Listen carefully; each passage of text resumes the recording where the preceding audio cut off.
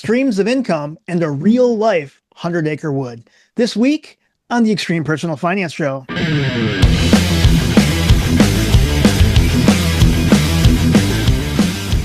Hey everyone, welcome to this episode of the Extreme Personal Finance Show. My name is Chris, and I'm really excited about my guest this week. Dr. David Powers is an adventurer, a philosopher, a pioneer, and lives a life of constant experimentation. His life's compass is really to seek out adventure in everything he does, and being intentional, determined, and by energizing and outfitting others to embark on their own adventure. Dr. Dave fulfills his purpose through speaking and books. He's a best-selling author in psychology and education, and he also is a dedicated veteran of the Marine Corps. Thank him for his service on this Memorial Day, and a founding member of the U.S. Department of Homeland Security. He's currently married and a proud father of 4 boys and 1 princess.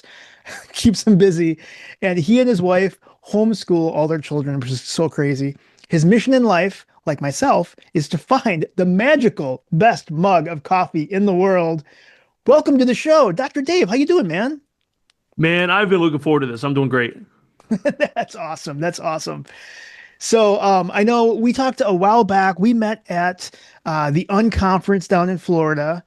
And again, we hit it off. I love what you're doing with, your land and a bunch of cool stuff. You have a lot of different streams of income, and I'm really looking forward to kind of talking through some of this. One of the first things that I want to ask you is, you have multiple streams of income. The name of your podcast is Streams of Income. I Yep. kind of want to talk through, what are some of your, I guess, most successful streams of income, but also what are those streams of income that have kind of a low barrier entry? Like if someone wants to get started, right? Because people always hear, well, the average millionaire has 7 streams of income or whatever it is, right? It changes throughout the years, right? Yeah. But yeah, just one, where did you come up with streams of income as your podcast? Okay. Yeah. Years and years ago, I was hanging out with a friend of mine who's very entrepreneurial minded, back when I was a W-2 guy. And he said the words multiple streams of income. And this was probably 30 years ago. And for some reason, I've never forgotten that. That clicked in my mind. I'd never read Robert Allen's book and never heard that before. And it just clicked for some reason, like, wow, that sounds pretty cool. That's the way to go. And fast forward all these years later, and I've got a good buddy named Brian Rieger, and he has this podcast called Streams of Income. And I felt God calling him to a different area. And so he started a new thing called Unleashed. And he said, I'd been talking to him, and he said, hey, Dave, how would you like to take this over? And it was like everything I had been building and didn't know just merged all of a sudden. And so I took over his entire brand. And it was something I was trying to build on my own anyway, but he gave me a big jump start. And that's what connections are for. Yeah, something he was done with and moved on became my brand. I love it. I love it. That's awesome. Really, to let the cat out of the bag, how many streams of income do you have? I think this goes on and on. Can you count how many you have? No, I'll be honest with you, because what I'm trying to do is, most people see these multiple streams of income and they think, oh my goodness, I've got to do yet another part-time job, yet another side hustle.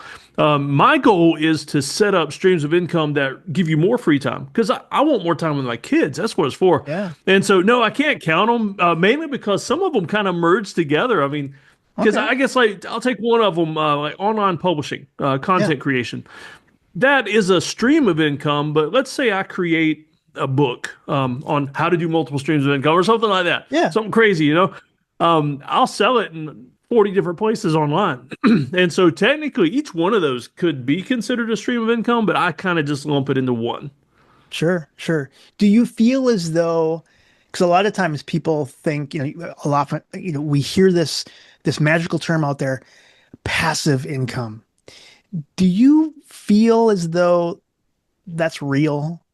No, not technically. So I call it passive adjacent.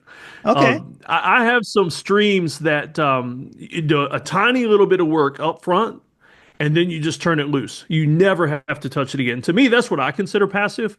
But you have to put in the initial legwork. It's Yeah. never completely passive from the get-go. You got to do something, even if it's just opening an account and putting the money in.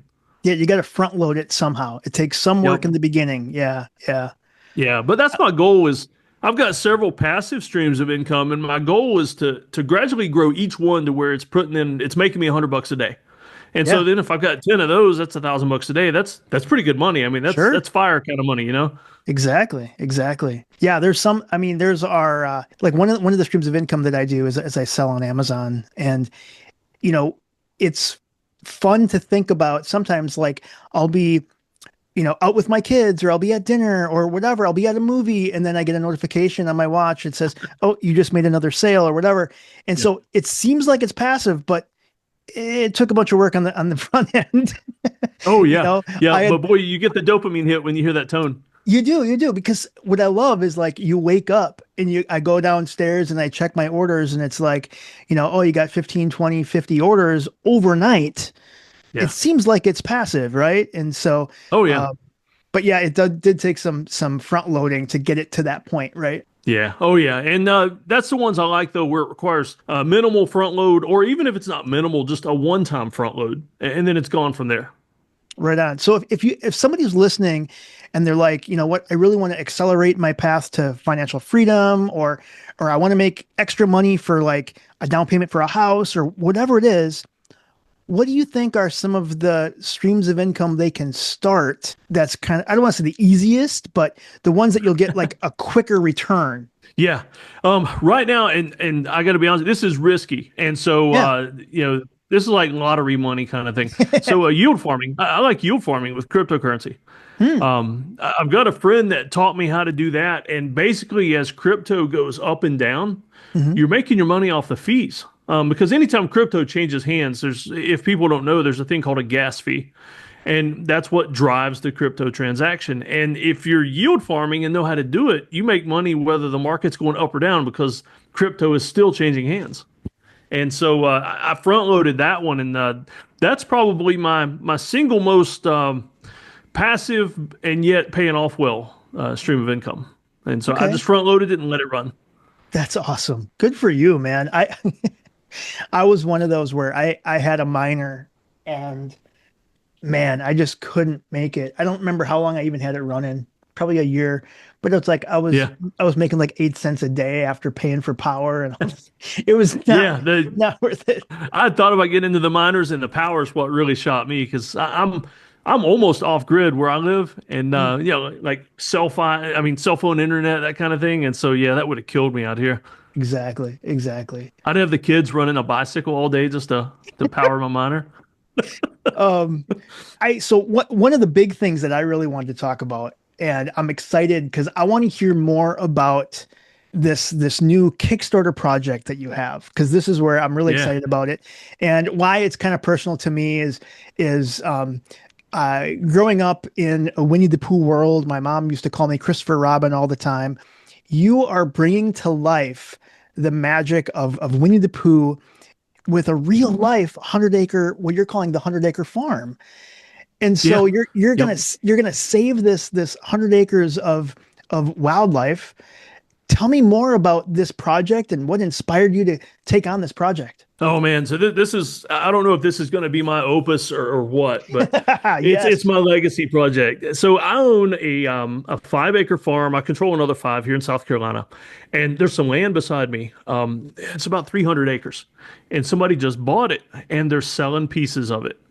And so what I'm trying to do, there's a very clear marker line where I can clear out 98 acres, add it to mine. So I've got, the 100 acre farm. And I mean, there's bears, coyotes, turkeys, beavers, squirrel. I mean, pretty much any animal that lives in the Southeast U.S. lives in there except for alligators. They're all down in Florida, thankfully. But I'm trying to save that because I mean, there's old growth woods in there. There's a stream. I mean, I don't want to see a developer they're going to go in there in all Lorax style, just cut everything down and destroy the forest. And so what I want to do is like permaculture, regenerative farming, where I want to plant a lot of shade grown trees, shade grown crops, things that I don't have to till and destroy the land for. I want to build trails. I mean, but my thinking was I've always been a Pooh fan ever since I was little. And unfortunately, I was always Eeyore. I wanted to be Tigger, but I was always Eeyore. Oh Just a little no. cloud over my head. Yeah, that was me as a kid, and even as an adult. Since you're into Pooh, you might remember the Tale of Pooh books that Hmm. came out back in the '90s, I guess. Yeah. And I was big into martial arts then when those came out, and it was Mm. like, oh, Winnie the Pooh for adults. It was perfect. And so I was trying to think like, sure, I want to save this farm, but what can I do to make people want to come here? To make people want to help fund me saving it? And I thought, oh, okay, it's close to 100 acres. What can I do with that 100-acre wood? And so everything is themed after Winnie the Pooh. Everything I'm wanting to do, the agritourism, the tree houses we're wanting to build for people to stay in, it's going to be themed after Winnie the Pooh stuff. And I just thought that'd be perfect because it can bring back that childhood that we never want to grow out of. I mean, I Yeah. see some of the posters and stuff behind you, man, and this is stuff we never want to give up. I It's mean, the I've nostalgia, still got right? action figures, and yeah, it's we want to remember it and pass it on, and that's what we also want our kids to remember. I got Oh my my goodness, I've I never got seen that. I got my Iron Man. So yeah, like you That said, is awesome. you never outgrow No, no, and I've got Chucky over here behind me. it. Nice. So that is awesome. I'm really looking forward to seeing this vision come to life. So describe some of the key features, right? You mentioned like the tree houses and stuff. Like, Mhm. what are some of the key features in this like sanctuary that you're building? Oh man, so there's a stream, and matter of fact, I made a post today of there's tons of old stumps out there that the beavers have chewed on, and so it's a really neat thing beside the stream. And you've got there's lots of drainage areas like seasonal ponds, and so those attract their own types of wildlife. But we've got lots of salamanders here that love places like that. Tiny little salamanders that if a developer comes in, things like the birds and the squirrels, they can probably go somewhere else and be okay at some point. But you got small creatures like the salamanders and the black bears. I mean, from the smallest to the biggest, Sure. they're not going to be able to just go somewhere. And there's sections of it that are, I mean, like old cedar tree groves, and then you'll move into another section, and it's grapevines, just wild grapes growing everywhere. Wow. And me and my kids, we sneak back there because it's a no trespassing zone. But I go back there to walk and pray and dream, you know. Sure. And we found I call it a quartz farm. Mhm. There's an area where you kick up the pine needles and stuff, and these huge quartz crystals. And Wow. we've brought a few of them back, maybe, but it's amazing though, just the variety in this 100-acre section that it's going to end up. If I can't save it, it's going to end up being just a suburban neighborhood, paved over, and cultivated lawns and houses that all look the same and just boring, boring and dead. Right, right. How do you envision visitors will kind of like interact with the space? You mentioned like have trails and stuff. Mhm. What are your thoughts on how the visitors are going to interact with all the things that you're going to build here? So first of all, like the farm I have, we're not a typical farm where it's just all tilled out and monocropped and everything. It's more of an agritourism spot. People come here and camp, and Mhm. I've got a haunted barn that I let people stay in, that kind of thing. And so to go bigger on the poo themed aspect is I want places where not so much a petting zoo, but where people can just come and actually work. Like you work on a farm, you grow up on a farm, it's like everyday chores. But if you don't grow up with that kind of stuff, people just want to come and try it. Throw on some muck boots and clean Sure. out stalls and play with Piglet and all the fun stuff. And we plan on doing farm to table dinners, Oh, all kinds of neat wow. stuff. We're not going to eat Piglet. It's somebody else's farm, but I don't want people to think we're eating Piglet. But we're going to do things like that where people can actually come and interact with the farm, and and of course stay there. Lots of short-term rental type things for everything from tent sites to glamping to tree houses, and that's in the long range plan. Yeah. But I want people to just be able to enjoy the land, almost like a nature preserve, but all themed around Winnie the Pooh. I love it. I love it. This is going to be so fun for you. What do you Yeah. feel as though right now, what do you feel the biggest challenges that you have faced up to now, but then the challenges that you see as you start moving forward? Money is the biggest thing. I mean, this is a project that's so big it's beyond me, and Mhm. so it's going to take God working on this, other people helping, and so I mean, sure, if we all had all the money in the world, it wouldn't be an issue. Right now, though, I am trying to buy it before the developer because I'm at the tail end of this big piece of property, and so he's already started to develop the front end. And Mhm. so I've got to get this back section bought before they can work their way back here. And so that's the biggest problem. Aside from that, it's support. Because like you and my friends, especially my unconference friends, tremendous support. But a lot of times, you know how it is, we try to do big things, and friends and family aren't necessarily the biggest supporters Mhm. and don't see the vision, or they don't think you can do it, or they only ever see the things you failed at before. Sure. And so that's a big hurdle, getting past that and staying motivated myself. Yeah, I can see that totally. Because sometimes we dream big, man. We Yeah. take on those big things. So you started this as kind of a community sourced, Mhm. crowd funded Kickstarter project. Tell me a little Yep. bit about what the plans are, how much we need to raise, and as well as what some of the perks for some of those early investors, if you will. Yeah. I'm in the pre-launch phase. Hmm. And so right now, just trying to get people to click on the notify me button because I'm trying to build some interest before launch because it's a tight 30-day window. I didn't Right. want to do a longer window because I've heard the stats. They say that if you go longer than 30 days, people just lose interest. Hmm. And so we got a 30-day window to outright buy this piece of property. We're looking at $2.2 million. dollars. Ouch. And yeah, yeah. And so that's why it's way beyond me financially.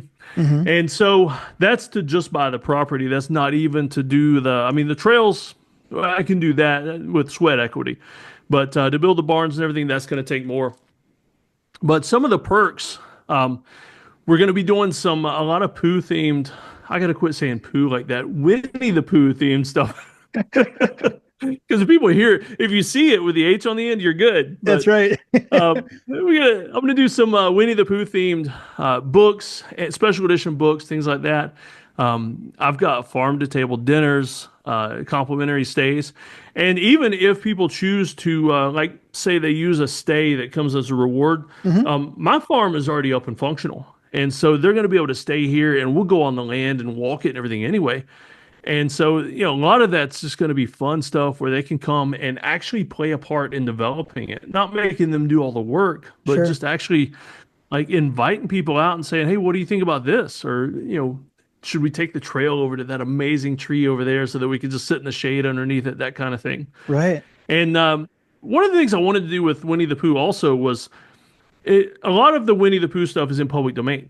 And the second it went public domain, somebody started making horror movies. That's right. And Blood and I honey. watched it because I'm big into horror movies. Yeah, that Yep. was it was okay for a cheap horror movie, but and it was kind of neat to see the idea of what might happen.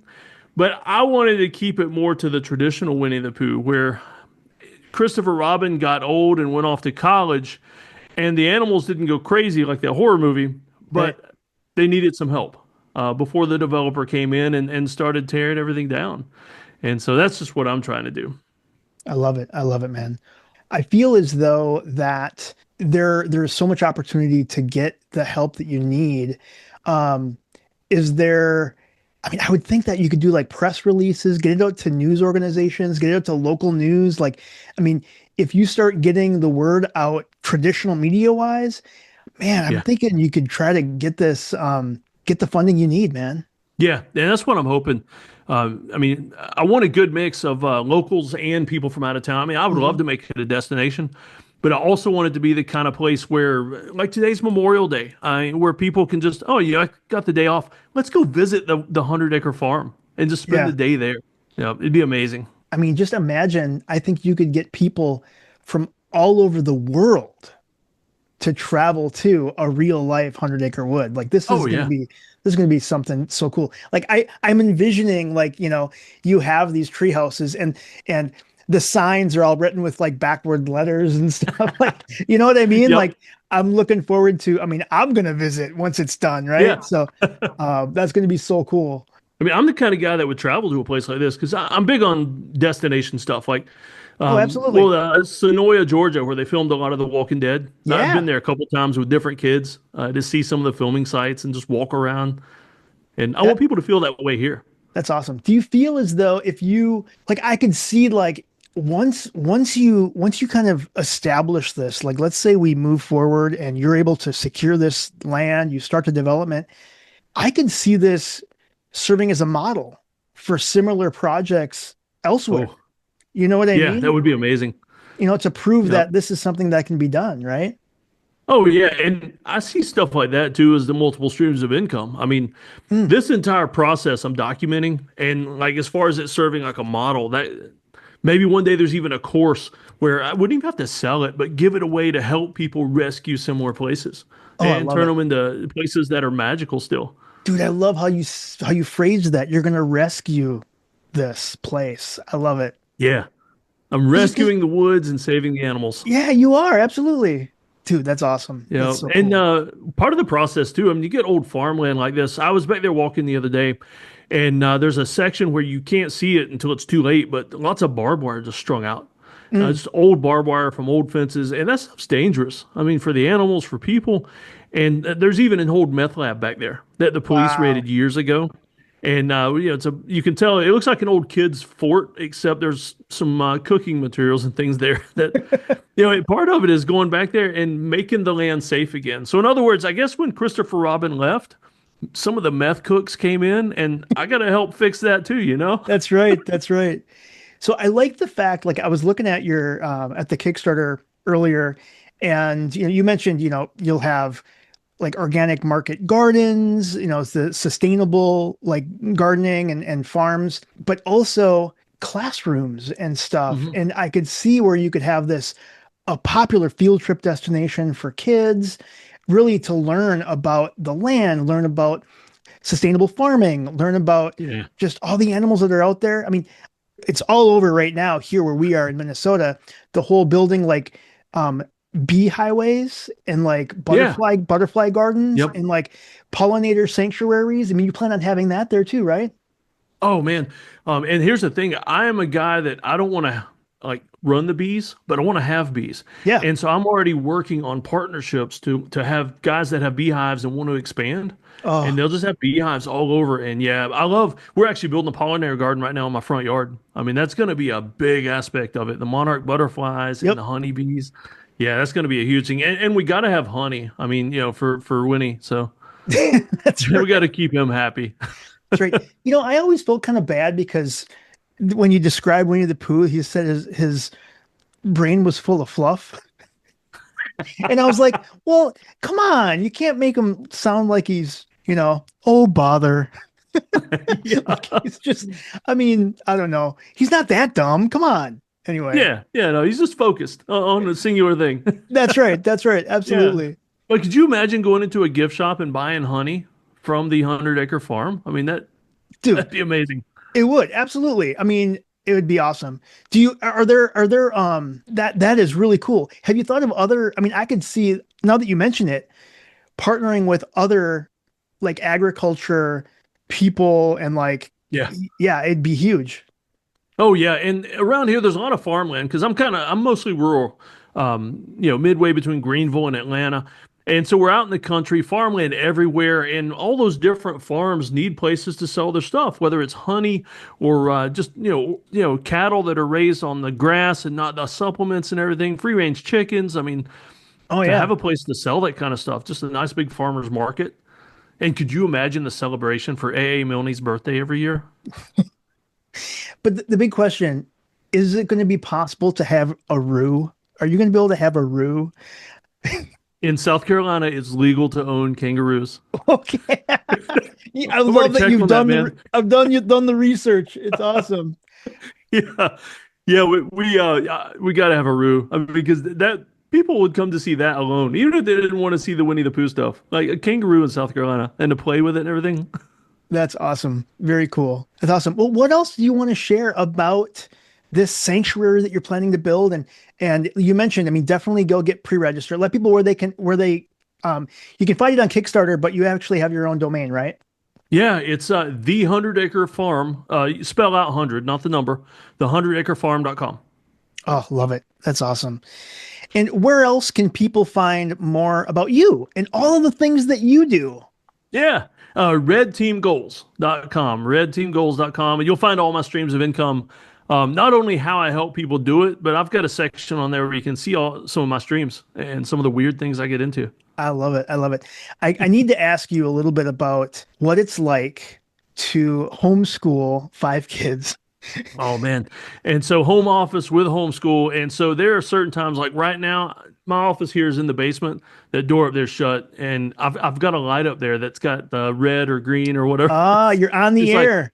yeah, I'm on air. I'm filming videos, whatever. Don't come down. And also, don't throw the basketball on the porch either because it Oh, echoes sure. in my office.